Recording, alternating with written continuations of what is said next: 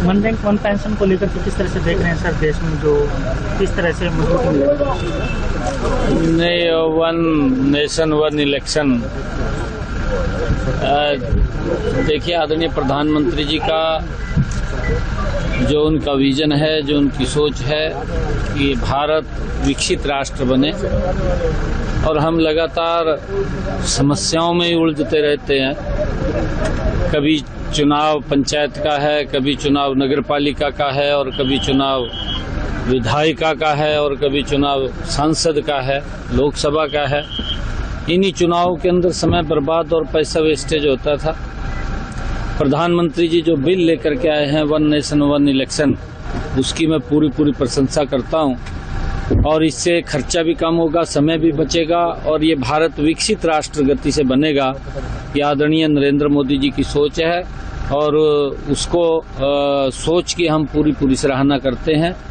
कल क्योंकि ये बिल लोकसभा के अंदर जब ये इंट्रोडक्शन के लिए रखा गया, तो उसके ऊपर चर्चा होने के बाद वो पास भी हुआ। देखिए, वन नेशन वन इलेक्शन क्षेत्रीय पार्टियों के लिए बहुत नुकसानदेह है, क्योंकि जब एमपी इलेक्शन होता है उस समय तो केंद्र के हिसाब से पब्लिक वोट करती है कि देश में क्या होना चाहिए, पूरे देश के कॉन्टेक्स्ट में बात होती है। लेकिन क्षेत्र में जैसे एमएलए इलेक्शंस जब होते हैं तो जनता हमेशा देखती है कि कौन पार्टी उनके हित के लिए जमीनी स्तर पर काम कर सकती है।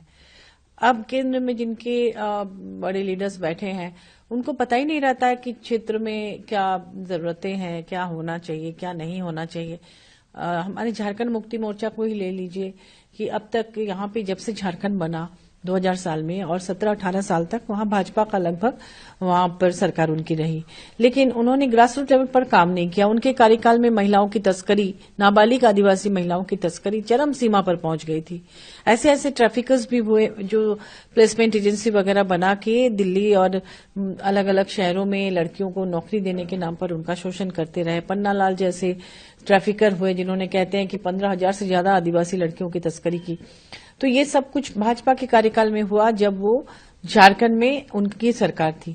लेकिन हमारी सरकार जब आई, क्षेत्रीय पार्टी है झारखंड मुक्ति मोर्चा ने जब गठबंधन की सरकार बनाई, तो आपने देखा कि ये तमाम चीजें लगभग खत्म ही हो गई हैं, और उनके हित में इतने सारे पॉलिसीज बने। मैया सम्मान योजना उन्हीं के लिए सपोर्ट देने के लिए है, उनको फिर अपने पैरों पर खड़ा करने के लिए बहुत सारे कुटीर उद्योगों को बढ़ावा दिया जा रहा है, स्किल डेवलपमेंट करा के उनको ऐसे ही रोजगार से जोड़ा जा रहा है कि सरकार उनको पलाश ब्रांड के नाम से अपना नाम भी दे रही है, ताकि मार्केटिंग की दिक्कतें ना हो। बाहर में उनके लिए फेयर किए जा रहे हैं, दिल्ली वगैरह में आप देखेंगे एग्जीबिशंस हो रहे हैं ताकि उनका प्रोडक्ट मार्केट में आए। तो इस तरह से क्षेत्रीय पार्टियों को पता रहता है, नब्स वो जानते हैं कि क्या वहां उनको जरूरत है। खेल, हमारे क्षेत्र में खेल के लिए, हॉकी के लिए बहुत फेमस है, तो खेल को बढ़ावा देने के लिए पोटो हो खेल योजना है। हर जिले में खेल पदाधिकारी नियुक्त करके खेल प्रतिभाओं को ढूंढकर सरकार उनको प्लेटफॉर्म दे रही है, उनको सम्मान देती है कि जो कॉमनवेल्थ में खेल के आ रहा है उनके लिए राशि है, और जो भी वहां से जीत कर आते हैं उनको प्रोत्साहित करने के लिए अलग से उनको सम्मानित किया जाता है।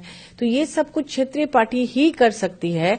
अगर वन नेशन वन इलेक्शन होगा तो सरकार, केंद्र सरकार ऐसा एजेंडा फिक्स करेगी कि चुनाव के समय में लोगों को दिग्भ्रमित कर देगी, और फिर क्षेत्रीय पार्टियों के बारे में वो ये उपेक्षित रहेंगे, और फिर चुनाव माने लोग वोट देने के बाद अफसोस करेंगे कि उनका नुकसान हो गया।